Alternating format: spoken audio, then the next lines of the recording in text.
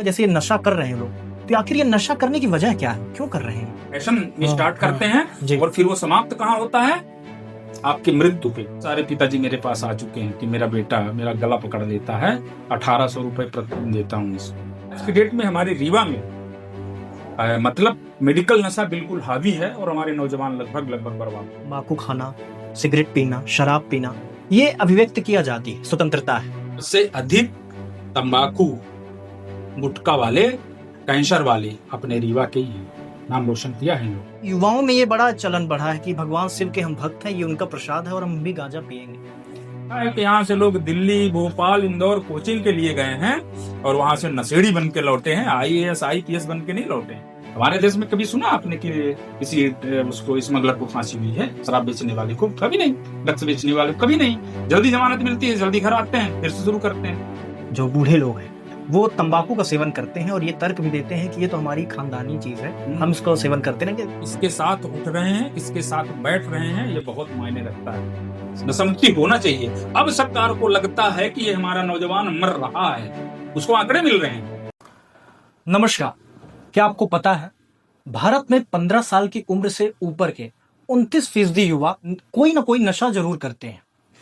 तंबाकू, गुटखा, सिगरेट।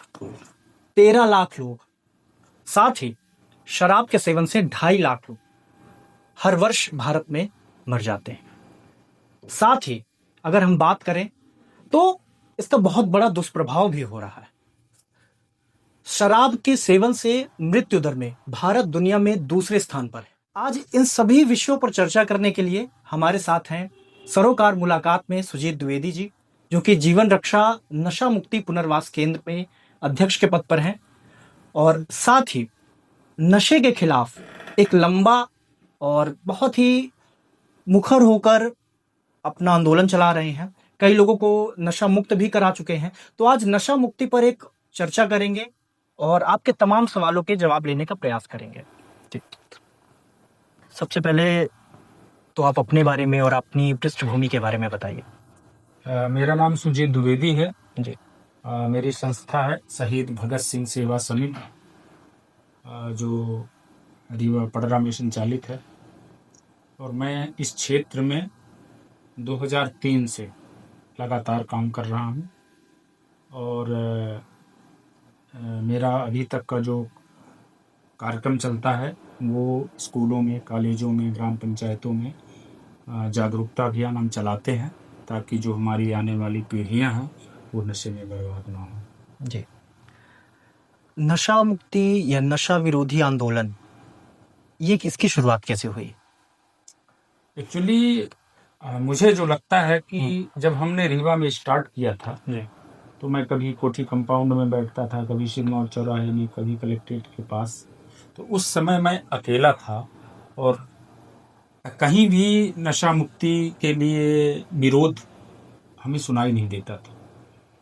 मुझे लगता था कि उस समय कोरेक्स रीवा में हावी हो रहा था, तो मैंने स्टार्ट किया। आज मुझे लगता है लगभग 22-23 साल बाद कि पूरा देश इसमें इन्वॉल्व है। हमारे मतलब प्रदेश जो है, पूरा देश, पूरा हमारे प्रधानमंत्री जी ने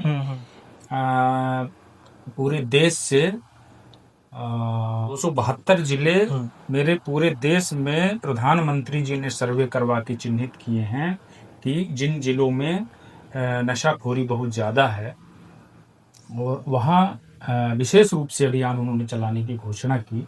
तो आज स्थिति ये है कि हमारे देश के प्रधानमंत्री को भी पता है कि देश में नशा है, CM को भी पता है कि देश में नशा हो रहा है, मतलब प्रशासन पूरा इन्वॉल्व है। तो ये जरूरत इसलिए पड़ी कि देश में नशाखोरी बहुत ज्यादा बढ़ी और जो युवा वर्ग है वो पूरी तरह से बर्बाद हो रहा है। इसलिए बचाने की मुहिम जो है तो प्रधानमंत्री, मुख्यमंत्री, विधायक, सांसद सब सामने आ गए हैं और निश्चित रूप से उसके सुखद परिणाम भी सामने आ रहे हैं। जी। हमारी जो पुलिस है वो लगातार छापेमारी कर रही है, जो ड्रग्स माफिया है उनको। जो जीवन रक्षा नशा मुक्ति पुनर्वास केंद्र है, तो उसकी जो आपने स्थापना की, यहाँ पे आए आप, तो कैसे इसके विचार आया कि आपको इसी काम में जाना है या समाज सेवा से जुड़ना है? दरअसल सन 2000 की बात है। हम्म। समाज सेवा तो मैं बचपन से कर रहा था। लेकिन सन 2000 में मैंने यहीं पडरा में ट्रांसपोर्ट नगर में हमने ढाबा खोला था। ढाबा चलाते थे। अच्छा। Hotel plus dhaba. हाँ। शाम के वक्त मेरे ढाबे में प्रतिदिन लगभग 150 से 200 लड़के शराब पीने, कोरेक्स पीने, गांजा पीने आते थे। मैं उन सबको देखता था। ये सब स्टूडेंट हैं, क्योंकि जहां पे मेरा ढाबा था एक लोगों को लगता था कि एक सुरक्षित स्थान है। तो मैंने उनसे पूछना शुरू किया कि भैया आप कहाँ से हैं। कोई मेडिकल कॉलेज का बता रहा कि मैं मेडिकल कॉलेज में पढ़ता हूँ, यानी मेडिकल कॉलेज की पढ़ाई यानी MBBS। बहुत सारे लड़के बताए मैं GC सरकारी इंजीनियरिंग कॉलेज का। तो मुझे लगा कि माँ बाप इनको इतना पैसा खर्च करके पढ़ने भेजे और ये आके यहाँ ढाबा में कोई शराब पी रहा है, कोई गांजा पी रहा है, कोई कोरेक्स पी रहा है। और इतना ही नहीं, माँ बाप से झूठ बोल बोल के पापा पैसे भेजिए, पैसे कम पड़ गए हैं। यहाँ तक कि मैंने बहुत से लड़कों को देखा कि अपनी मोटरसाइकिल तक बेच देते थे, गिरवी कर देते थे, कर्ज लेते थे, लेकिन नशा नहीं बंद करते थे। मुझे ये देख के बहुत गंदा लगा। मैंने ये मन में अपने संकल्प किया कि मैं ढाबा बंद करूंगा और नशे के खिलाफ मुहिम चलाऊंगा। और मैंने वही किया जो मेरा कमाई का साधन था। मतलब जैसे ही मैंने ढाबा बंद किया तो आर्थिक स्थिति मेरी 0 हो गई। वही मेरे कमाई का साधन था। लेकिन मुझे लगा कि ये साधन जो किसी के जीवन को नष्ट करके आके लोग हमारे यहाँ शराब पी रहे हैं, तो इनका जीवन तो खत्म होगा। तो ऐसा पैसा मुझे नहीं चाहिए। मैं तो फिर ये ढाबा बंद करने के बाद 10-10 रुपए के लिए तरस गया था। लेकिन मुझे तकलीफ नहीं हुई। मुझे खुशी इस बात की हुई कि मैंने ये जो मुहिम शुरू की उससे लोगों को लाभ मिलना शुरू हुआ। मैंने नौजवानों की जिंदगी बचाना शुरू किया। नशा किस किस प्रकार के होते हैं, कौन कौन से नशे होते हैं, इसको अगर आप समझाएं। देखिए, हम लोग जो पढ़ते आए हैं,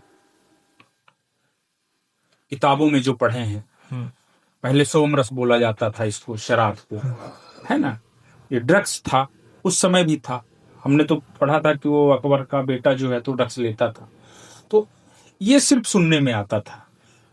आज की डेट में नशे ने इतने प्रकार ले लिए। लोग सिरप पीते हैं खांसी का। वो खांसी का सिरप नशे का सिरप नहीं है। उसको आप 1 चम्मच पिएंगे तो आपकी खांसी ठीक होगी। लोग 1 सीसी, 2 सीसी, 4 सीसी, 10 सीसी पीते हैं। नशा करता है। जो लोग गोलियां खाते हैं वो नशे की गोलियां नहीं, वो हमारे जीवन रक्षक दवाइयां हैं। हमारी तबीयत खराब है तो हमें 1 गोली खाना पड़ता है तो हमारी तबीयत ठीक होती है। लोग 20 गोली खाते हैं। काहे के लिए खाते हैं? कि उनको नशा करेगी। तो वो गोलियां उनके शरीर को खाना शुरू कर देती हैं। जब हमें बीमारी नहीं है, हम नशा कर रहे हैं, गोलियां खा रहे हैं, मेडिकल नशा कर रहे हैं, तो वो हमारी शरीर को खाएगी। धीरे धीरे लोगों को पता चलता है कि अब तो इसका जीवन खत्म हो रहा है। आज की डेट में हमारे रीवा में मतलब मेडिकल नशा बिल्कुल हावी है और हमारे नौजवान लगभग बर्बाद हो रहे हैं। जो मेरा सर्वे, जो हमने देखा है, जो बातचीत होती है हमारी गार्जियन से बात होती है, तो हमें लगता है कि स्थिति बिल्कुल ठीक नहीं है। और अगर इसको बहुत जल्दी कंट्रोल नहीं किया गया तो आने वाले समय में स्थितियां बहुत विस्फोटक होंगी। नशे ये इतने प्रकार के हो रहे हैं, जो ये चल रहे हैं इसी प्रकार के, तो ये समय के साथ बढ़ते गए होंगे जैसे समय के साथ आ रहे हैं। बिल्कुल। देखिए क्या है कि जो नौजवान खाली बैठा है, अब पेट्रोल तो हमारी गाड़ी में चढ़ने के लिए है। बहुत सारे लड़के पेट्रोल की टंकी सूंघ कर, मोटरसाइकिल की खोल कर सूंघ लेते हैं। बहुत सारे कपड़े में बांध के सूंघ लेते हैं। जो बूट पॉलिश का जो सोल्यूशन आता है, पॉलिश, उसको ब्रेड में लगा के खा लेते हैं। आयोडेक्स जो दर्द निवारक मलहम है, उसको ब्रेड में लगा के खा लेते हैं, है ना। धतूरा का दाना खा लेते हैं, बेशरम की पत्तियां खा लेते हैं। ये नशे की चीजें थोड़ी हैं। लोग पैदा कर रहे हैं ये नशा, हमको हमारा पैसा बच रहा है ना। आजकल तो आप 10 रुपए की गोली ले लीजिए, 3 दिन आपका नशा उतरेगा ही। तो लोगों का जो रुझान है, पैसा नहीं है हमारे पास शराब खरीदने के लिए, तो हम ये ना, और शराब में बदबू आती है, लोग कहेंगे ये शराब पिया है, और गोलियां खा लेंगे तो कोई जानेगा नहीं। तब जानेंगे जब वो मरने की कंडीशन में आ जाएगा।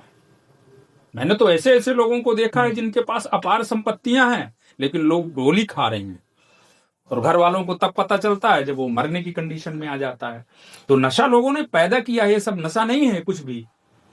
ओरेक्स नशा नहीं है, खांसी की दवाइयां हैं। ये जो गोलियां मिल रही हैं वो हमारे जीवन रक्षक दवाइयां, जो दवाइयां महिलाओं को प्रेगनेंसी के दौरान दी जाती हैं, उन दवाइयों का नशा हमारा नौजवान कर रहा है ना। एलर्जी की दवाई खा रहा है वो, तो ये दवाइयां नशे की थोड़ी है। आयोडेक्स खा रहा है, आयोडेक्स नशा थोड़ी है नशे की दवाई। और देखने को मिलता है कि ये 15 साल से लेकर बच्चे जो हैं ये सब शुरू कर रहे हैं जो। बिल्कुल, वो आजकल जो माहौल है, एक नशा किया तो दूसरे को बताया, दूसरा तीसरे को बताया, वो सब उसमें लगातार लिप्त होते चले गए। अच्छा, इसमें संगत की भूमिका भी देखी जा सकती है। बहुत बड़ी होती है। साथ आप किसके साथ उठ रहे हैं, किसके साथ बैठ रहे हैं, ये बहुत मायने रखता है।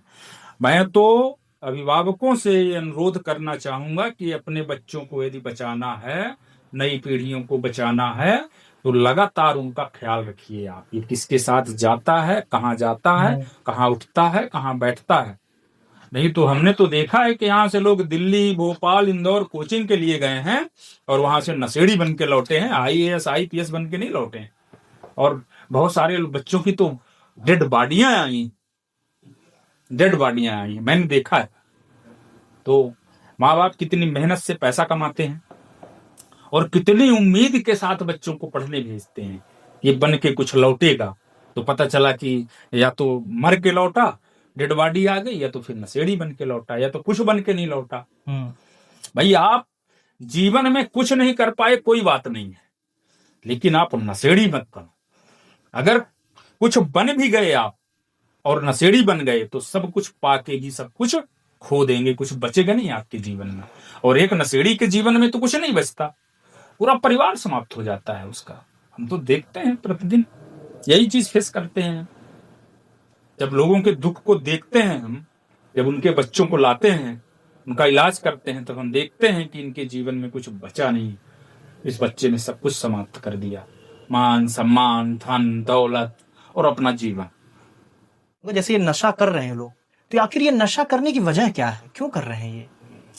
देखिए, बहुत सारे बच्चे तो जो स्कूल के, कॉलेज के बच्चे हैं, हायर स्कूलों में पढ़ते हैं, कॉलेजों में पढ़ते हैं, वो सबसे पहले शुरू करते हैं फैशन, कि वो कर रहा है, वो सिगरेट पी रहा है तो मैं भी पीऊंगा, उसको दिखाने के लिए कि अकेले फैशन में तू नहीं है, मैं भी सिगरेट पी सकता हूँ, है ना। तो वो उसको दिखाने के लिए, फिर धीरे धीरे जो आप अगर ओरेक्सी के साथ बैठेंगे तो निश्चित वो कहेगा 1 पैक ले लो, शराबी के साथ बैठेंगे तो वो कहेगा कि 1 पैक ले लो।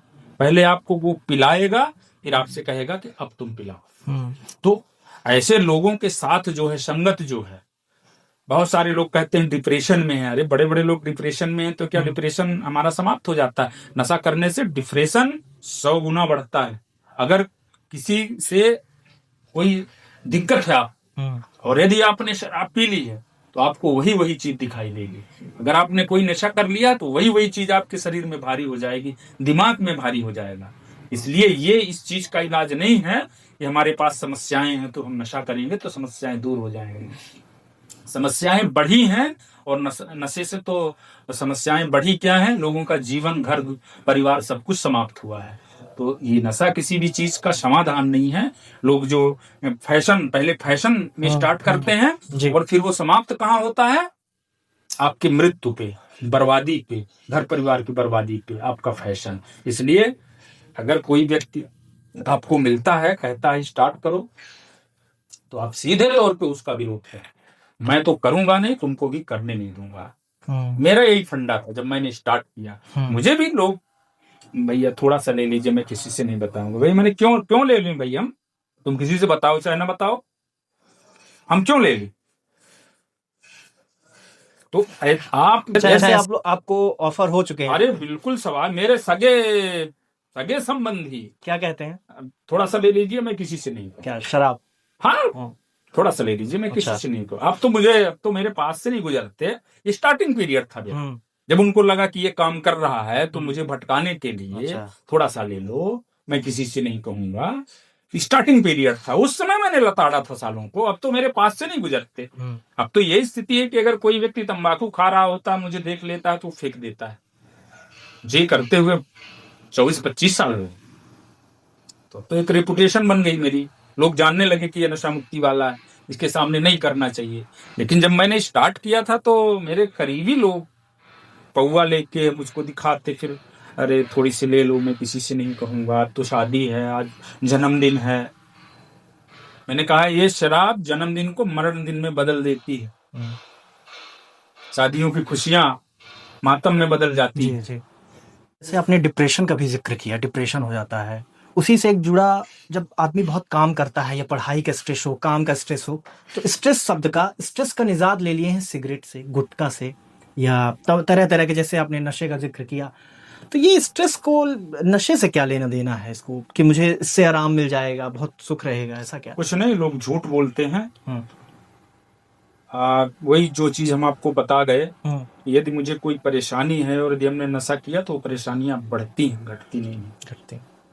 तो लोग जो है कि हमें ये दिक्कत है तो मैं सिगरेट पी लूंगा तो हमारी दिक्कत खत्म हो जाएगी, नहीं, ये गलत बात है।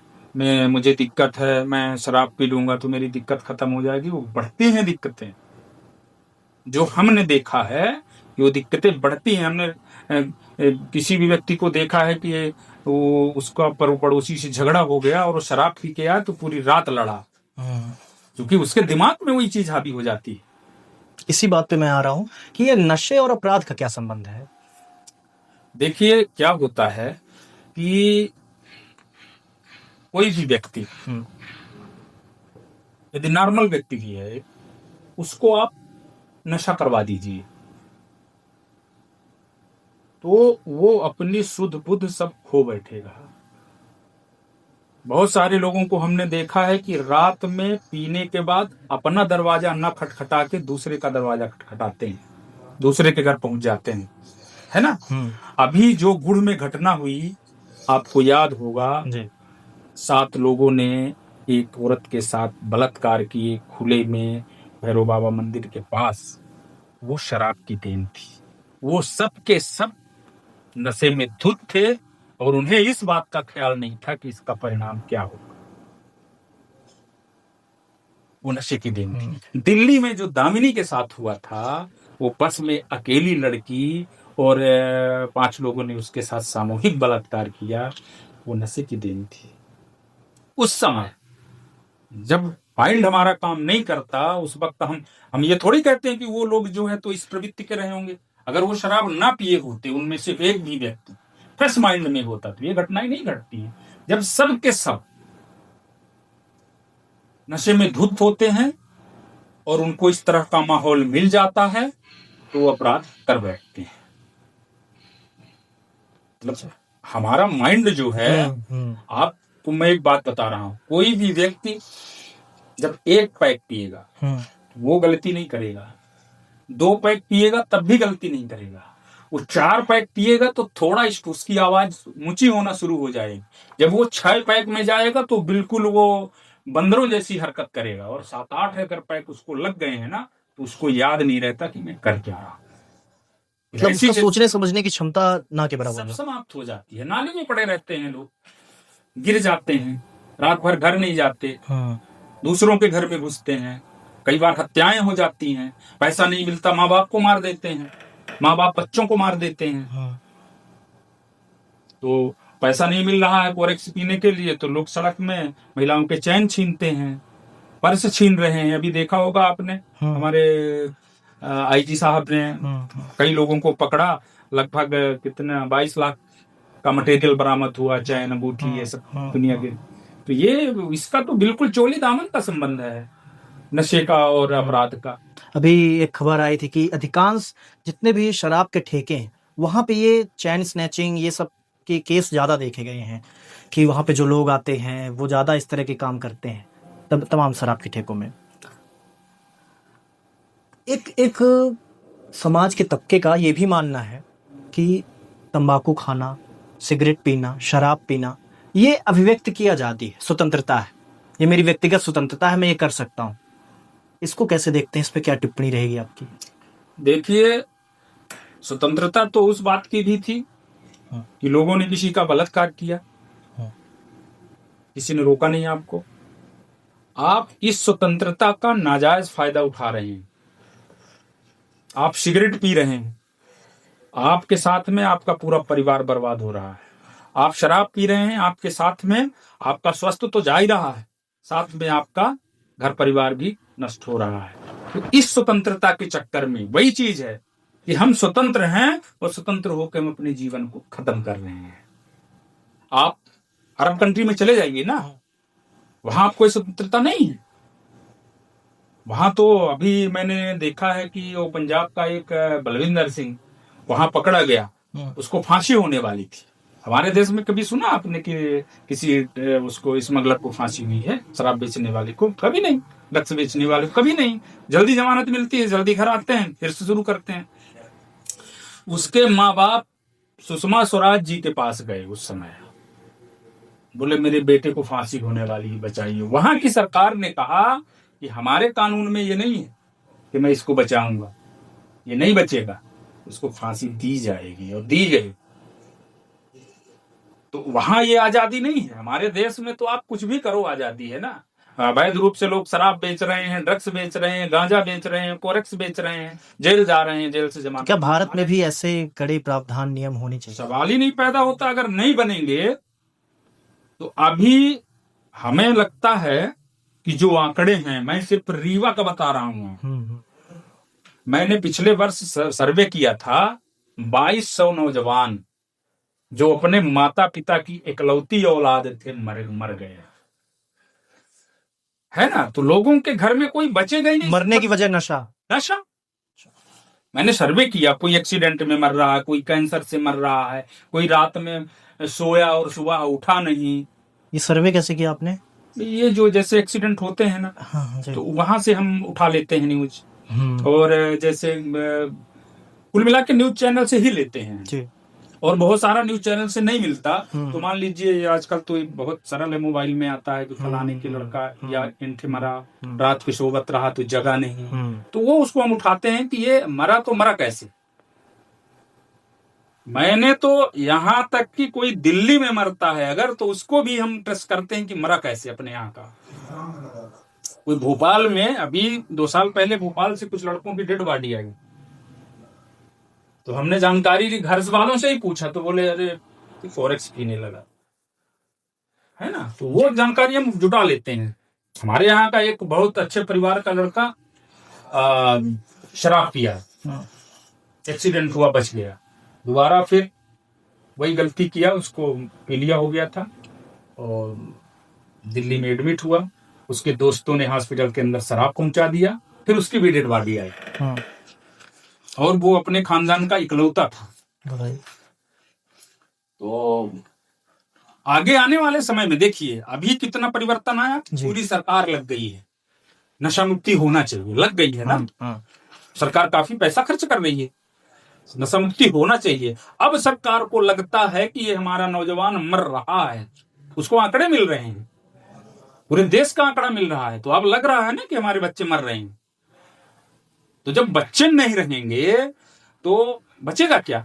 किसी भी घर परिवार का जो रीढ़ है, हमारे देश की रीढ़ हमारा नौजवान है। अगर हमारा नौजवान नहीं बचेगा तो क्या बचेगा फिर? तो एक तरफ सरकार ये भी कह रही कि हम प्रयास कर रहे हैं इसको रोकने के लिए, और एक तरफ वही नशा बहुत ही आसानी से उपलब्ध हो रहा है। आप 100 मीटर 500 मीटर पर शराब के ठेके पाएंगे। आप हर कोई आप ऐसी गली नहीं देखे जहां तंबाकू, सिगरेट और ये गुटखे, पान मसाले ये आसानी से उपलब्ध हो रहे हैं। तो ये सरकार का मतलब इस एक दोहरापन देखा जा सकता है कि आप एक तरफ रोक भी रहे हो और ये आसानी से उपलब्ध हो रहा है। कुछ इसके लिए कड़े प्रावधान तो होने चाहिए। बिल्कुल, जब तक कड़े प्रावधान नहीं होंगे और इसका रिजल्ट जब तक लोगों को नहीं मिलेगा, दंडित नहीं होंगे लोग, तब तक हमें नहीं लगता कि ज़्यादा सुधार होने वाला है।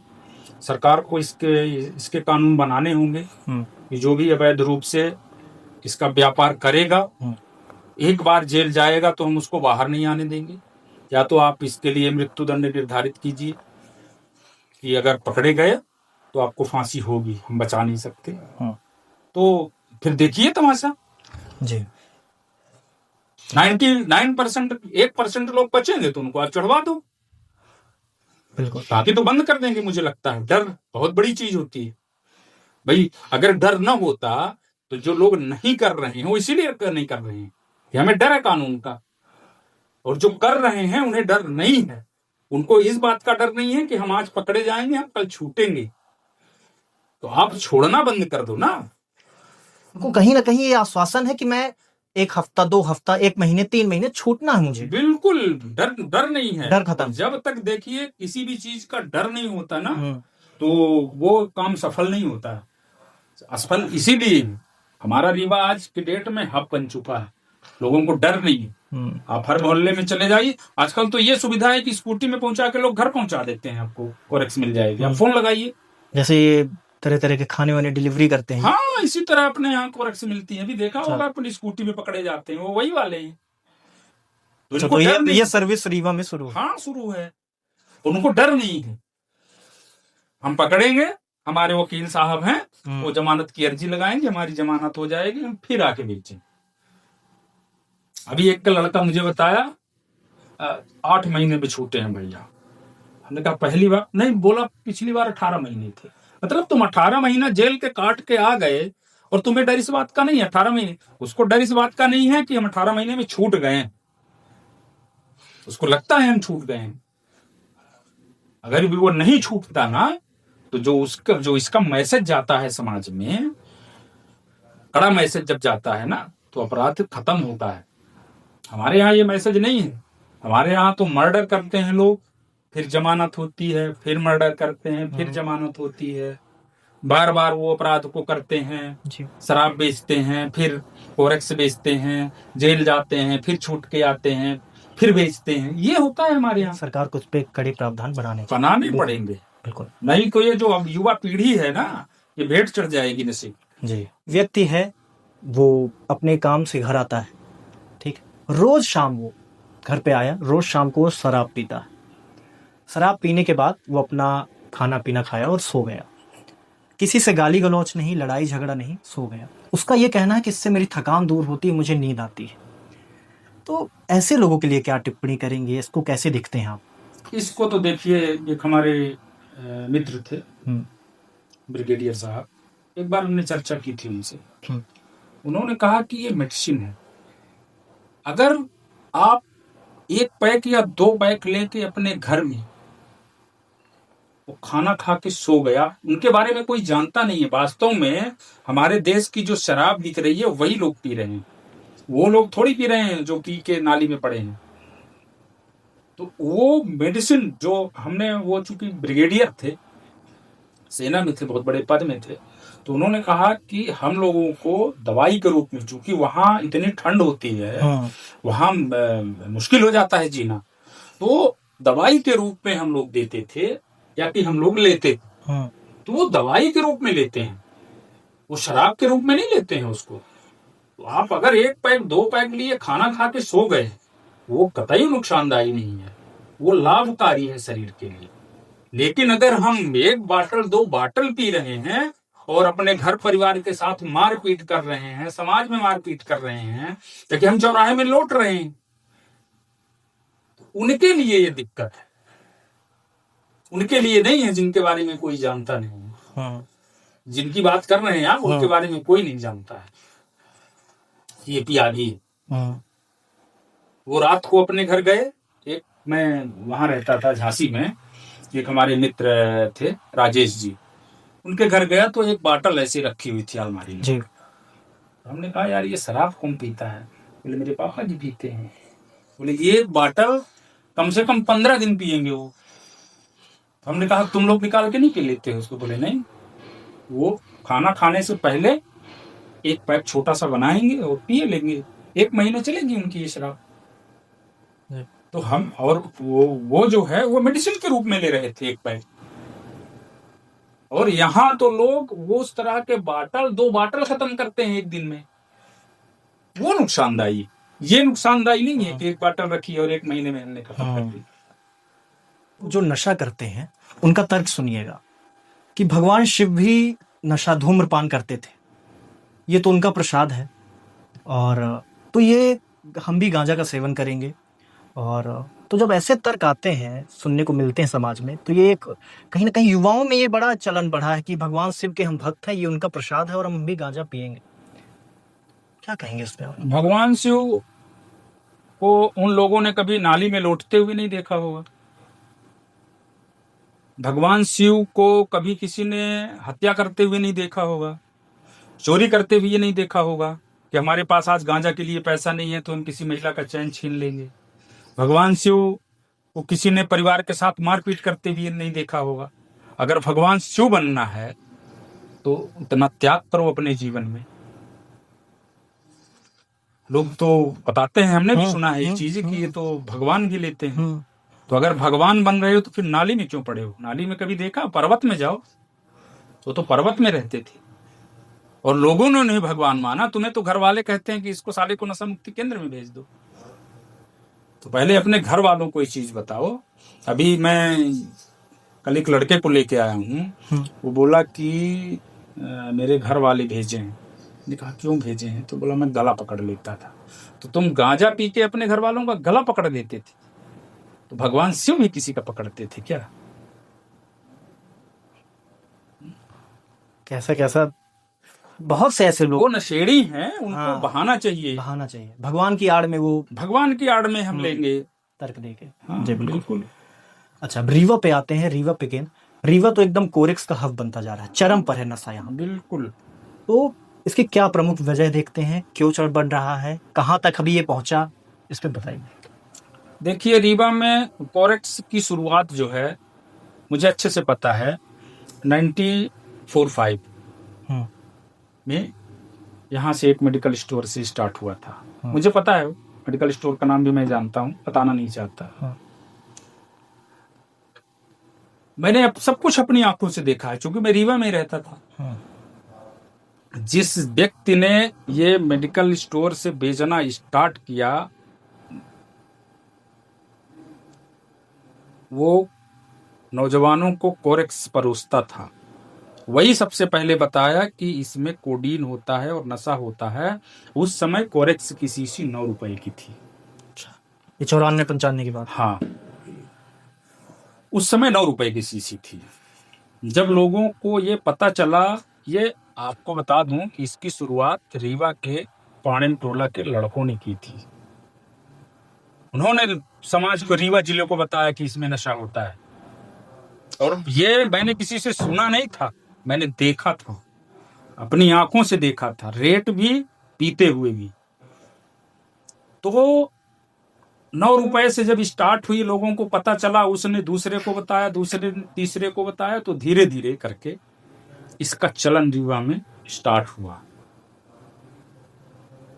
जिसने स्टार्ट किया था उसके बच्चों को जब हमने देखा, उसके बच्चे देखते थे कि मेरे पिताजी तो ये सिरप बेच रहे हैं, तो साला उन्होंने पीना शुरू कर दिया। जब वो मरने बैठ गए तीनों के तीनों, तब उस व्यक्ति ने बेचना बंद किया। और पूरे रीवा ने फिर लगभग सभी मेडिकल स्टोरों में, 50% मेडिकल स्टोरों में आज की डेट में रीवा में ये नशा परोसा जाता है। इसका जो कह रहे हैं आप, कोरेक्स का। आप कोरेक्स की शीशियां जब पुलिस ने छापा डालना शुरू किया, महंगी होती गई। आज की डेट में तो 250, 300, 400 तक पहुंच गया इसका रेट। कोरोना के समय तो 500, 600 में शीशियां मिली है ना। तो जब इसका रेट बढ़ा, लोगों को नशा तो चाहिए था, तो गोलियों का रुझान, गोलियां सस्ती हैं, 10 रुपए की पत्ता है, खाएंगे तो 3 दिन चलेगी। तो लोगों को बड़ा आसान लगा कि अरे ये 250 की कौन खरीदे, चलो ये खा लेते हैं। तो ये गोलियों में आ गए। आज की डेट में रीवा में जो पैसे वाला वर्ग है, नौजवान है, जिसके पिताजी पैसे कमा के रखे हैं, वो कोरेक्स भी नहीं पी रहा है, वो सीधे ब्राउन शुगर ले रहा है। आज की डेट में रीवा में गिरी हालत में 1 करोड़ रुपए की बिक्री ब्राउन शुगर की है। कोरेक्स वगैरह पीछे जा रहा है, धीरे धीरे बहुत पीछे हो गया है। जो पैसे, जिनके पैसे नहीं है वो गोली खा रहा है, और जो पैसे वाला है वो ब्राउन शुगर ले रहा है। मतलब हर वर्ग के लिए जो भी आए हो, आपके लिए एक नशा उपलब्ध है। आपके पास 10 रुपए है ना, तो आप ये गोली का पत्ता उठा लो। आपके पास अगर ज्यादा पैसा तो आप इधर जाइए। हाँ, आप चले जाओ, आप ब्राउन शुगर ले लो, प्रीमियम वाला नशा करिए। हाँ, और अगर 10 रुपए ही है ना, तो ये 16 गोलियां रखी हैं, उसको उठा लो। रीवा की तो ये हालात हैं। और आजकल तो स्कूली बच्चे, एक लड़का मुझे मिला रीवा की बड़ी प्रतिष्ठित स्कूल का, सिरमौर चौराहे में। उसके पिताजी ने मुझे बताया कि मेरा बेटा नशा करने लगा। तो मैंने पूछा, बेटा क्या क्या ले रहे हो? बोला, मैं शराब भी पी लेता हूँ, कोरेक्स भी पी लेता हूँ, सिगरेट भी, गुटखा भी खा लेता हूँ। बोला, अंकल मैं अकेला नहीं हूँ, मेरे साथ 16 लड़के और हैं मेरे साथ के, मेरे ही स्कूल में। स्कूल का नाम लेंगे तो आप ताजुब करेंगे। शहर की प्रतिष्ठित प्राइम लोकेशन में सिरमौर चौराहे में वो स्कूल। अच्छा, समझ गए, समझने वाले समझ गए, है ना। तो ये हाल है, वो बच्चे नशा कर रहे हैं। तो आज की डेट में तो पिछले 3 साल में मैं देख रहा हूं कोरेक्स पीछे जा रहा है। वो कोरेक्स में छापेमारी भी पुलिस ने बहुत ज्यादा की है ना। तो अब ये जो जिनके पास पैसे हैं, जिनके पिता ने कमा के रखे हैं, तो उनका बेटा गला पकड़ लेता है और सीधे ब्राउन शुगर लेता है पिता से पैसे लेके। पिता पैसे नहीं देंगे तो पिताजी की हत्या कर देगा वो। ऐसे बहुत सारे पिताजी मेरे पास आ चुके हैं कि मेरा बेटा मेरा गला पकड़ लेता है, 1800 रुपए प्रतिदिन देता हूं इसको, है ना। और जिनके पास नहीं है तो 10 रुपए तो इकट्ठा कर लेना आज की डेट में बहुत सरल काम है। और जो ये 10 रुपए का नशा कर रहे हैं, जो कोरेक्स का नशा कर रहे हैं, जो ब्राउन शुगर का नशा कर रहे हैं, इनका जीवन भी जितनी सस्ता नशा है ना, उनका जीवन भी उतना ही सस्ता है। ये जो गोलियां खाते हैं मुश्किल से 15 साल, वो भी पागलों की तरह फिर जीवन बीतेगा उनका। और जो ये आपका ब्राउन शुगर वगैरह ले रहे हैं ना, तो ज्यादा से ज्यादा 5 साल इनका जीवन खत्म हो जाता है इनका। अब कुछ दिन घर परिवार से मारपीट में किसी दिन ज्यादा हो गया तो पहले ही मर गए मारपीट में। अगर जिंदा हैं तो इससे ऊपर नहीं चल सकते।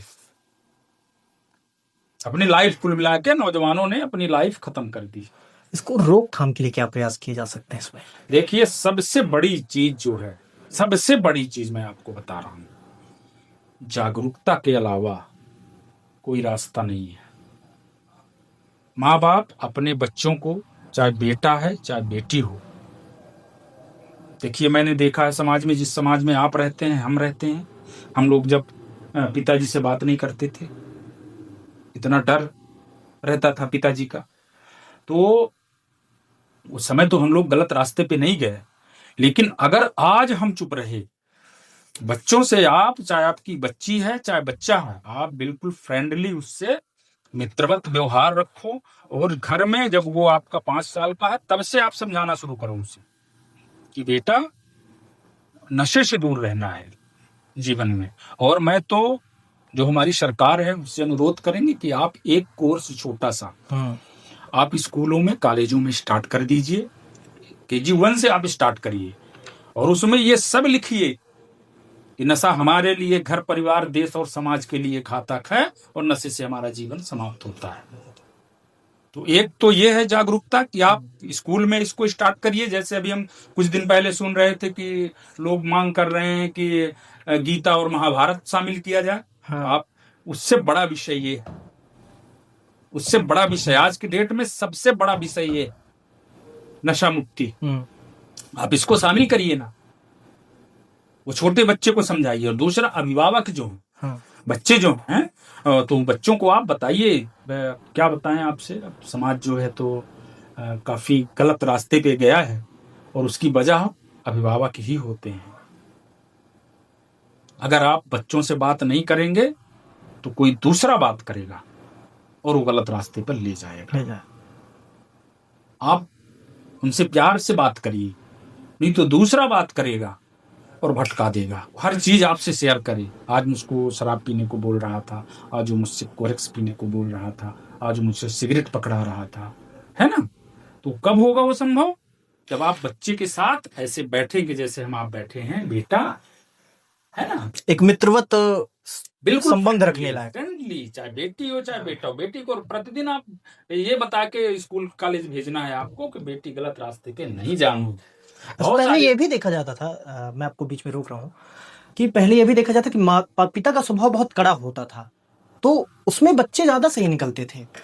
कड़े स्वभाव में एक डर रहता था पिता का या परिवार का कि उसमें आपको अनुशासन में रहना। लेकिन अब धीरे धीरे जैसे जैसे परिवेश बदल रहा है, समय बदल रहा है, तो उतना फ्रेंडली मान लीजिए नहीं भी हुआ समाज या अभिभावक, पर फिर भी छूट इसमें ज्यादा मिल गई है। अब ये डर खत्म होता जा रहा है परिवारों का। तो इस फ्रेंडली स्वभाव का एक गलत फायदा उठा रहे हैं इसका। देखिए, इसके दोनों ही परिणाम हो सकते हैं। अगर आपने बहुत ज्यादा छूट दे रखी है, बहुत ज्यादा आपने, जैसे अभी हम आपको बता रहे थे कि बच्चा दिल्ली गया पढ़ने, वो बाप से बोल रहा है पापा जी 5,000 फिर भेज दीजिए, तो आपने सोचा कि बच्चे को खाने पीने में खर्च होगा तो हम भेज दें। भाई कोई भी पिता औलाद से अधिक किसी को नहीं चाहता इस दुनिया में। वो जिंदा है तो उसी के लिए जिंदा है, जो कर रहा है उसी के लिए कर रहा है। उसको ये पता नहीं है कि वो कर क्या रहा है वहां जाके, है ना, वो गलत रास्ते पे चला गया। तो पिता का तो देखिए, वो चाहे कड़ा स्वभाव हो चाहे नॉर्मल स्वभाव हो, उसका जीवन बच्चों के लिए ही वहीं से सीमित रहता है वहीं तक, और बच्चे खत्म तो जीवन भी खत्म। तो जो आप कह रहे हैं कि पहले कड़ा स्वभाव रहता था, तो वो बात भी लगभग सही है कि हम लोग भी जब पिताजी के सामने बात नहीं करते थे, कभी उनके सामने बैठते नहीं थे। आजकल बच्चे तो गोद में खेलते हैं, आ जाते हैं सीधे, चाहे बड़े हों चाहे छोटे हों। तो उसका भी देखिए क्या है कि हम लोग अपने बच्चों को, बहुत सारे लोग तो नौकरी पेशा लोग हैं, मतलब वो सुबह निकल गए, रात को 11 बजे लौटे, 10 बजे लौटे, उनको ध्यान नहीं कि मेरा बच्चा कहाँ है, क्या कर रहा है। तो आपको उस चीज का ख्याल रखना होगा कि जब वो सुबह जाता है और जब लौट के आता है तो हम उसके साथ बैठें और प्रतिदिन अपनी बातों को शेयर करें, उसकी बातों को सुनें, ताकि वो गलत रास्ते पर बिल्कुल ना जाए। हम लोगों का जो उद्देश्य है, देखिए, जो बड़े हैं जिनकी उम्र बीत गई है, 60 साल के हैं, 50 साल के हैं, अलग चीज़ है, लेकिन हम लोगों का फोकस जो है तो बच्चों पे ही ज़्यादा रहता है, जो स्कूल में पढ़ रहे हैं, 5वीं क्लास में है, 8वीं में है, 11वीं में है। तो हम लोग स्कूल जाते हैं, कॉलेज जाते हैं, उनको हम सही लाइन पे ले आएँ, वो गलत रास्ते पर न जाएं, ताकि हमारी जो आने वाली पीढ़ियाँ वो सुरक्षित हो जाएं। अच्छा, गाँवों में जो बुजुर्ग तबका है, जो बूढ़े लोग हैं, वो तंबाकू का सेवन करते हैं और ये तर्क भी देते हैं कि ये तो हमारी खानदानी चीज़ है, हम इसको सेवन करते रहेंगे, ये हमको अपने बुजुर्गों से मिली है, अपने खानदानी हमारा ये। कैसे, क्या कहेंगे ऐसे लोगों के लिए? वही, वो सबसे बड़ी देन जो है, ये जो नशे का है, ये उनका योगदान कम नहीं था। जो हमारे बुजुर्ग हैं, वो सुबह से वो तंबाकू, चून की डिब्बी, थैली, सुपारी ये लेके बैठ जाते थे और बच्चों से ही बोलते थे हमारा वो तंबाकू वहां रखा है, उठा के ला। सबसे पहले तो वो वहीं से सीखा कि मेरे बाबा खा रहे हैं तो मतलब ये अच्छी चीज होगी, फिर मेरे पिताजी खा रहे हैं तो ये अच्छी चीज होगी। फिर उसने सोचा कि मेरे पिताजी, देखिए क्या होता है कि प्रगति तो करता है हमारा देश, आप तंबाकू खा रहे हैं तो बेटा गांजे में जाएगा, सिगरेट में जाएगा, तो उसने उन्नति कर दिया, वो और आगे निकल गया। तो उनका बहुत बड़ा योगदान रहा है, इसमें कोई शक की बात नहीं। तो इसे कैसे छोड़ सकते हैं वो? अब क्या छोड़ने की गुंजाइश है? देखिए, बुजुर्ग जो हैं, उनको तो कोई गुंजाइश है नहीं। बहुत सारे लोग छोड़े हैं, इनको हमने देखा है, हमारे संपर्क में है। लेकिन कुल मिला के बुजुर्गों का जीवन जो है तो थोड़े दिनों का है। वो अपने साथ में जब जाएंगे तो तंबाकू चून लेके चले जाएंगे, ठीक है ना। लेकिन जो हमारी आने वाली पीढ़ियां, उनको हम बचा के जाएं। अब उन लोगों को हम जागरूक कर रहे हैं जो उनके बच्चे हैं। बहुत सारे परिवार हमने देखे हैं, बाप खा रहा है लेकिन बेटे छूते नहीं, गंदी चीज है। बाप को हम लोग जब घर में जाते हैं ना, अपने पिता की डिब्बी फेंक देना, फेंकते हैं लोग और समझाते हैं ये क्या कर रहे हैं आप, तंबाकू खा रहे हैं। एक लड़का तो मेरे रिलेशन में है, वो बाप को इतना परेशान किया है अपने कि उसके पिताजी जब मिलते हैं मुझसे, अरे आपने क्या समझा दिया बेटे को, वो मेरी डिब्बी गायब कर देता है, जब देखो समाज में बैठे रहते हैं तो बोलता है तंबाकू खा रहे हैं। अब बच्चे पिता को समझा रहे हैं। हाँ बिल्कुल। तो हम लोग तो जो नई पीढ़ी उसको जागरूक कर रहे हैं। देखिएगा आने वाले समय में इसका रिजल्ट अच्छा आएगा, सकारात्मक परिणाम बिल्कुल आएगा। लोग शराब का सेवन तो नहीं करते हैं, पर गुटखा ज़रूर खाते हैं और कहते हैं कि गुटखा जब तक मुंह में रहता है तो काम करने का मन लगता है, हम एकाग्रता रहती है, फोकस रहता है हमारा, और जब गुटखा मुंह में नहीं रहता तो मज़ा नहीं आता है काम तो हो गया, ये सब बहानेबाजी है। हाँ। गुटखा आपने जब जन्म हुआ होगा तब तो मुंह में नहीं रहा होगा। आपने सीखा होगा जब 15 साल के रहे होंगे, 18 साल के रहे होंगे, तब आपने शुरू किया होगा। तो उसके पहले आप क्या करते थे? उसके पहले तो आपका काम चलता था, फिर गुटखा खा लिए तो आपका काम चलना बंद हो गया जब गुटखा नहीं खाएंगे। तो ये सब बहानेबाजी है। आपको मैं बता दूं, इसको विकल्प क्या देंगे जो कहते हैं कि मुंह चलाने की आदत हो गई इसलिए हम गुटखा पहले खा लेते मैं हैं? बता दूं आपको कि रीवा जिला पूरी दुनिया में एक ऐसा जिला है जहां सबसे अधिक कैंसर के मरीज गुटखे वाले हैं। आपको पता है ये बात? सबसे अधिक कैंसर के मरीज रीवा जिले के हैं। आप कैंसर हॉस्पिटल चले जाइए मुंबई, जो लेटे हैं लाइन से, गाल सड़े हैं, मुंह सड़े हैं, जीभ सड़े हैं, पूछ लीजिए कहाँ के हैं भैया? अरे हम तो मऊगंज के हैं। आप कहाँ के हैं? हम तो सिरमौर के हैं। आप कहाँ के हैं? हम तो दुल्हारा बल्हारा के हैं। नाम रोशन कर रहे हैं, जाके सड़े हैं। ये सर्वे, सरकारी सर्वे की बात कर रहे हैं हम आपको। सबसे अधिक तंबाकू गुटखा वाले, कैंसर वाले अपने रीवा के ही हैं। नाम रोशन किया है इन लोगों ने। और जो आप कह रहे हैं विकल्प, क्या विकल्प की ज़रूरत है उसमें? क्या आप तंबाकू खाना जरूरी है आपके लिए? एक सज्जन हमारे पड़ोसी थे, बोले ये तो रीवा जिले की शान है। आप भी सुने होंगे किसी से तंबाकू। आप किसी भी फंक्शन में चले जाइए, लोगों को तंबाकू, चून और वो तो मिलता ही है ना। कुछ दिन बाद उनके पिताजी को कैंसर हो गया और इत्तेफाक से उनको भी हो गया। हमने कहा इस शान ने तो आपकी जान ले ली, दोनों मर गए, है ना। तो ये शान जो है तो जान भी लेती है। ये सब बहानेबाजी है न छोड़ने का। हमको नहीं छोड़ना है तो हम बता रहे हैं तंबाकू शान है, शराब भी शान है। गोरख से पीता है वो भी तो कहता है कि रीवा जिले की शान बन चुकी है, आज की डेट में पहचान बन चुकी है, पहचान बन चुकी है रीवा जिले की। नहीं छोड़ना है उसको। तो अब तमाम हमने समस्याओं पर चर्चा की, अब समाधान की बारी पे आते हैं। अगर कोई नशा करता है, छोड़ना चाहता है, तो उसे क्या करने की ज़रूरत है? देखिए, एक तो अगर कोई स्टार्टिंग पीरियड में है, शुरू किया है, जैसे मान लीजिए किसी ने आज शुरू किया, हाँ, है ना, तो उसको तो हम लोग बहुत जल्दी लाइन में ला लेते हैं। जागरूकता के थ्रू हम लोग उसको सही कर लेते हैं। लेकिन जो लोग एडिक्ट हो जाते हैं, एडिक्ट मतलब कोई 5 साल से शराब पी रहा है कि 5 साल से कोरेक्स पी रहा है, वो छोड़ नहीं पाता है ना। जो एडिक्ट हो गया उसको चाहिए ही चाहिए। तो उन लोगों के लिए जो नशा मुक्ति के सेंटर हैं, अपने रीवा में भी, संजय गांधी में भी ये व्यवस्था है, तो आप वहाँ एडमिट करवा दें तो वहाँ भी इलाज होता है।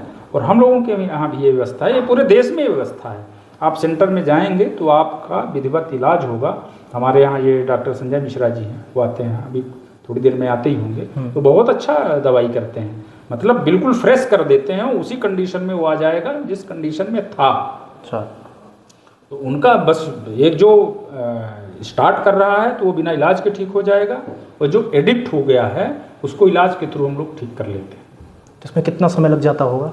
देखिए, जो अलग अलग नशे हैं, जैसे मान लीजिए कि शराब वाला तो जल्दी ठीक हो जाता है, है ना। शराब एक ऐसा नशा है कि पिया और जब शराब उतरी तो वो फ्रेश हो जाता है, तो उसको तो 1 आध महीने में ठीक कर लेते हैं।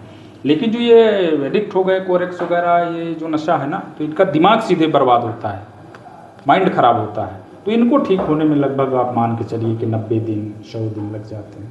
इसके बाद ये फ्रेश हो जाते हैं।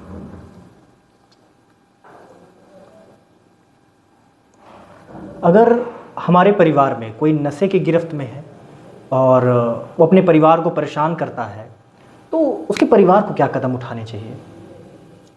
देखिए, ये सब जो एडमिट कराते हैं वो परिवार वाले ही हैं। तो वो परिवार को तो बर्बाद करके रख देते हैं। जिस घर में नशेड़ी है, चाहे वो शराब पी रहा हो, चाहे कोरेक्स पी रहा हो, चाहे गोली खा रहा हो, वो सबसे पहले बाहर परिवार पे ही कर, माँ बाप से पैसे मांगेगा, नहीं देंगे वो मार पीट करेगा।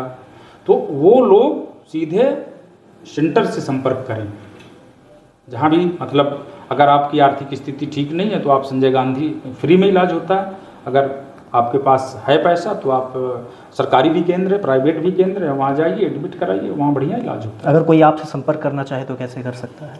हमारा वो जीवन रक्षा नशा मुक्ति केंद्र है, और यहाँ आके लोग, मेरा ये नंबर है जी, मोबाइल नंबर 9229959318, तो हमको फ़ोन कर सकते हैं लोग, तो हम तो घर से ले आ लेते हैं मरीजों को।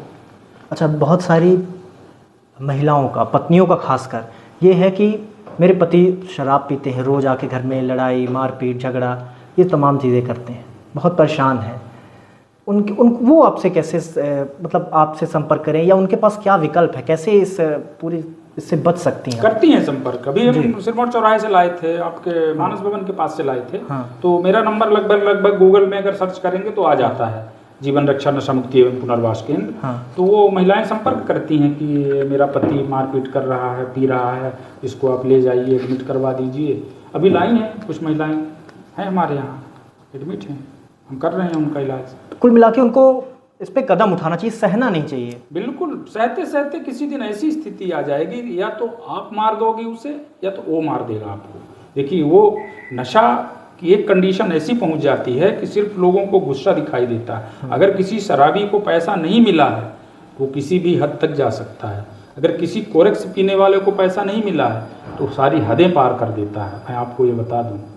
अगर नहीं मिला है तो सीधे गला पकड़ेगा, यहाँ तक कि हत्या हो जाती है बहुत सारी। देखते हैं हम लोग, पेपर में पढ़ते हैं, पैसा मांगा नहीं मिला तो मार दिया। तो ऐसी स्थिति निर्मित ना होने दें, उसके पहले इलाज करा दें। अब तक जब से आपने केंद्र खोला है जीवन रक्षा नशा मुक्ति केंद्र, तो अब तक कितने लोगों को आप लोगों ने नशा से मुक्ति दिलाई? हमें लगता है कि वैसे तो हम जब से काम कर रहे हैं इस क्षेत्र में, अवेयरनेस, हम फॉर्म भरवाते हैं, तो 28,000 तो हम पूरा रीवा जिले में फॉर्म भरवा चुके हैं, जिनको हम नशा मुक्त करवा चुके हैं। 28,000 फॉर्म भरवाए हैं कि आप नशा नहीं करेंगे। शपथ आपने दिलवाई? शपथ दिलवाते हैं और फॉर्म भरवा लेते हैं। एक कॉपी उनको दे देते हैं, एक हम रखते हैं, और बीच बीच में उनसे हम संपर्क में लगे रहते हैं, बात करते हैं कैसे हाल है। अब आते हैं, सरकारों को क्या कदम लेने चाहिए, क्या निर्णय लेने की आवश्यकता है नशा को रोकने के लिए? देखिए, सबसे पहली बात तो हमने बताया आपको कि जागरूकता अभियान सरकार चला रही है, ये अच्छी बात है। लेकिन मैं सरकार से अनुरोध करूंगा कि हर स्कूल में जब बच्चा स्कूल पढ़ने जाता है, आप एक छोटा सा कोर्स शामिल कर दो नशा मुक्ति का, तो शिक्षक उनको बचपन से, पहली क्लास से वो शिक्षित होकर बढ़ेगा कि नशा हमारे लिए खराब है, नशे से दूरी है जरूरी है ना। तो वो बच्चा जब ये पढ़ के बड़ा होगा तो उसके समझ में आएगा कि नशा नहीं करना। मुझे तो लगता है ये पूरे कॉलेज तक ये रहना चाहिए पाठ। हाँ। नशे को लेकर उस पर और ज्यादा बेहद करके। बिल्कुल, एक लेसन जो है, हाँ। तो स्टार्टिंग से LKG से और कॉलेज तक आप उसको ये पता रहे कि नशा नुकसानदायी है, कॉलेज तक नशा नहीं करे। ठीक है ना। कॉलेज में बच्चे समझदार हो जाते हैं, जब 25 साल के होते हैं तो बहुत समझदार हो जाते हैं। वो रेयर केस है कि गलत रास्ते पे चले गए, उनकी बात हम नहीं करते, लेकिन कुल मिला के इस अवस्था में लोग बहुत समझदार हो जाते हैं। तो एक तो ये कदम सरकार को उठाना चाहिए कि आप टीचरों को बोलो कि एक लेसन आपको 30 मिनट का ये लेना है, और खुद सबसे पहले टीचरों को भी ये ज्ञान देना चाहिए कि नशा मुक्त हो जाओ फिर ज्ञान दो। बहुत सारे मास्टरों को हमने देखा है कि बस सिगरेट मारतंड स्कूल के पीछे खड़े होकर फूंकते रहते हैं, है ना। अच्छा। तो एक ये, और दूसरा जो अवैध रूप से हमारे देश में नशाखोरी हो रही है, नशा बिक रहा है, उसमें सरकार को कड़े कानून बनाना चाहिए कि अगर आप अवैध रूप से बेचोगे कुछ भी, देखिए सरकार का शराब का ठेका है सिर्फ, बाकी गांजा का ठेका नहीं है, कोरेक्स का ठेका नहीं है, जो ये बाकी अवैध चीजें मेडिकल स्टोर वाले बेच रहे हैं। तो आप इसके लिए कड़ा कानून बनाओ कि अगर बेचोगे तो हम आपको बख्शेंगे नहीं। हमारे यहाँ मेडिकल स्टोरों में दवाइयाँ मिलती हैं और तीसरे दिन मेडिकल स्टोर फिर खुल जाता है। तो ये क्या चीज़ है? तो किसके सह से खुल रहे हैं मेडिकल स्टोर? जैसे आपने अभी जिक्र किया कि ये पकड़ी जाती है मेडिकल स्टोर में टैबलेट्स, दवाएं, और ये फिर खुल भी जाते हैं। हाँ, खुल जाती हैं। ये हमारा कानून जो है ना, हाँ। हमारा कानून बहुत लचीला है, इसका लोग मजाक उड़ा रहे हैं। कानून के साथ लोग खेल रहे हैं, कानून की धज्जियां उड़ा रहे हैं। ये जो हो रहा है कि मेडिकल स्टोर में पकड़ी गई, 3 दिन बाद मेडिकल स्टोर खुल गया, कोई जवाब लेने नहीं जाता कि कैसे खुल गया। वो तो बस मैनेज किया, वो खोल दिया, फिर बेचा, फिर पकड़ा गया, फिर मैनेज किया। तो जब तक ये मैनेजमेंट हमारे देश में चलता रहेगा तो स्थितियों में इतनी जल्दी सुधार आने वाला नहीं है। जब मैनेज होना बंद हो जाएंगे तब सही कदम उठेगा। सरकार ये कानून बना देगी कि अगर आप पकड़े गए अवैध रूप से बेचते हुए, आपकी गाड़ी पकड़ी गई, आप पकड़े गए, तो आप बचोगे नहीं, जेल से नहीं छूटोगे, या कि आपको हम मृत्यु दंड देंगे। फिर देखिए तमाशा। जी। बिहार और गुजरात ऐसे राज्य हैं जहां पूर्णतः शराबबंदी है, तो क्या शराबबंदी एक विकल्प हो सकता है, इसकी आवश्यकता है? बिल्कुल। देखिए, हमने खासकर एक सर्वे किया था कि इससे सरकार को क्या फ़ायदा, क्या नुकसान है। कोई भी सरकार हो दुनिया की, कोई भी सरकार हो, किसके लिए काम करती है? जनता के लिए।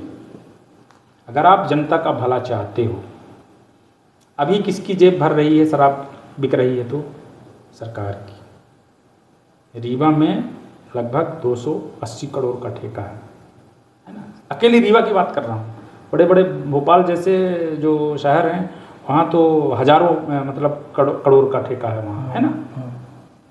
तो ये पैसा जो आप शराब बेच के ले जा रहे हो, तो ये किसका पैसा है? ये जनता का पैसा है। यानी आप जनता की जेब खाली करके अपनी जेब भर रहे हो। ठीक, आप शराबबंदी कर दो, कोई भी नशा ना बिके, तो आपकी जेब खाली रहेगी, जनता की जेब भर जाएगी।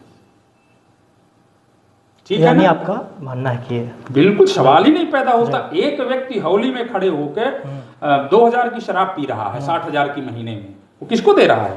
वो सरकार की जेब में जा रहा है ना उसका पैसा। अगर वही उसका सुरक्षित रहे आए तो वो फल फूल खाएगा, और पैसे के साथ साथ उसका शरीर भी घट रहा है, सारी चीजें उसको मिलेगी, उसका घर परिवार अच्छा होगा, उसका शरीर अच्छा होगा, बीमार नहीं होगा, बच्चे अच्छे पढ़ेंगे लिखेंगे। वो 60,000 महीने में बचा रहा है, तो उसकी जेब भरी हुई है। तो सरकार का क्या उद्देश्य है? मेरी जेब भरी रहे, तुम्हारी जेब खाली। आज की डेट में यही पोजीशन है मेरे देश की, और मैं इस चीज को उठाना चाहता हूं, बताना चाहता हूं। अगर आप जनता के लिए काम कर रहे हो तो जनता की जेब भरने दो, आपकी खाली रहेगी कोई बात नहीं है। जनता आपसे ही ना मांगती है तो आप तो बता दो ना कि आपसे तो मैंने लिया ही नहीं। आप तो हर तरह से उनको ले लिए, गांजा भी वो पी रहा है, शराब भी पी रहा है, चरस भी पी रहा है, तो उसकी तो जेब खाली हो गई ना। तो जनता की जेब खाली है, फिर सरकार क्या करती है? उसी पैसे से जब वो शराबी मरेगा तो उसके अंतिम संस्कार में 10,000 देगी। हैं रोकथाम इलाज से बेहतर है, तो नशे से बचने के लिए समाज को, परिवारों को, युवाओं को क्या करना चाहिए? वही चीज हम लोग तो वही कर रहे हैं जी। पिछले 20 साल से जागरूकता अभियान चला रहे हैं। रोकथाम वही है कि भाई आप सरकार शराब की दुकान खोल के बैठी है, बेचने दो ना, हम लेने नहीं जाएंगे। इसके चंगुल से बचा जा सकता है। बिल्कुल बचा जा सकता है। बहुत हमारे स्वयं की जागरूकता भी बहुत हद तक इसमें अहम भूमिका निभाती है। सबसे बड़ी चीज जागरूकता ही है। कोई भी कुछ भी बेचे हम खरीदने नहीं जाएंगे। और जहां तक सरकार की बात है, बहुत सारे लोग हमसे सवाल करते हैं कि सरकार बेच रही है, शराब बेच रही है। हम तो ये बताते हैं कि सरकार दूध की दुकान भी तो खोल के बैठी है, तो आप शराब की दुकान में क्यों जा रहे हैं, दूध की दुकान में क्यों नहीं जा रहे हैं? ये सांची की जितनी दुकानें सब सरकारें के ना है, तो आप जाके दूध खरीद लो, सस्ता भी मिलेगा, आपके स्वास्थ्य के लिए भी लाभदायक है। सरकार से आप घी खरीद लो, दही खरीद लो। सरकार का ये भी तर्क रहता है, मैं उस पर आऊँगा शराबबंदी में, कि हमको रेवेन्यू का लॉस बहुत होता है शराबबंदी से। तो हमको फिर जैसे सरकार में बहुत सारी योजनाएं चल रही हैं, उसमें बजट में दिक्कत आ जाएगी, हम उसको अच्छे से सुचारू रूप से चालू नहीं रख पाएंगे। तो ये भी तर्क दिया जाता है शराबबंदी में कहीं ना कहीं हद तक। वही चीज तो अभी हम आपको बता रहे थे कि सरकार ने कहा कि हमको रेवेन्यू में दिक्कत है। रेवेन्यू आप ले किससे रहे हो? उनसे ले रहे हो जो पी रहे हैं जी। और फिर रेवेन्यू दे किसको रहे हो आप? ना उन्हीं को ना दे रहे हो वापस। तो आप ले ही ना हो तो देना नहीं पड़ेगा आपको, मत लो उनसे। जी। सीधी सी बात है, आप लेके उन्हीं को दे रहे हो, लेकिन ज्यादा ले रहे हो और कम दे रहे हो। आपने किसी से 20 लाख ले लिया है तो हमें पता है जो सरकार की योजना है कि उसके अंतिम संस्कार के लिए 15-20 हजार देते हैं, तो आपने दे दिया फिर उसको। भाई मैं आपको बता दूं, जितने कोटे में अनाज मिलता है 2 रुपए 1 रुपए किलो, ये लोग अनाज लेके कहाँ जाते हैं? आपको किसी दिन कवर करना है तो मैं करवा दूं, दुकान में बेचेंगे, फिर शराब की दुकान में जाएंगे। अच्छा, हाँ, एक समय तो मिट्टी का तेल बंद हो गया, बड़ा अच्छा व्यवसाय था, खरीदेंगे ले जाके बेच के हौली जाएंगे पिएंगे। भाई ये सरकार ही ना दे रही है। भाई आप उन्हें ये बंदी कर दोगे, शराब बंदी कर दोगे, तो ये शराब पीने नहीं जाएगा, आपका गेहूं पिसवा के खाएगा घर में। आप जो चावल दे रहे हैं उसको बेचेगा नहीं, वो खाएगा। अभी तो आपने गेहूं भी दे दिया, शराब भी दे। अंत में जो हमारे दर्शक देख रहे हैं वह समाज को क्या संदेश देना चाहेंगे?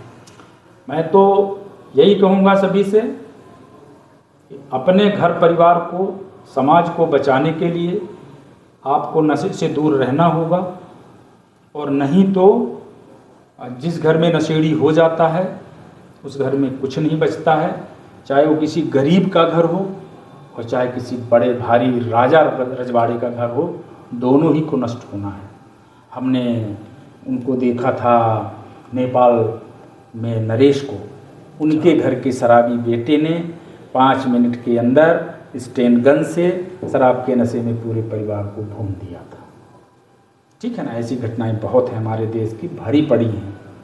तो शराब ना तो अमीर के लिए सही है नशा, और ना गरीब के लिए, ये दोनों का जीवन खत्म होता है। इसलिए सबसे आवश्यक चीज़ है कि अपने घर में नशे को प्रवेश ना होने दें, और अपने बच्चों को सुबह शाम इससे जागरूक करें, ताकि उनका जो भविष्य है, पढ़ाई लिखाई है, उज्जवल हो, समाज के लिए अच्छा काम करें। तो ये थे हमारे साथ सुजीत द्विवेदी जी, जीवन रक्षा नशा मुक्ति पुनर्वास केंद्र के इकाई प्रमुख हैं।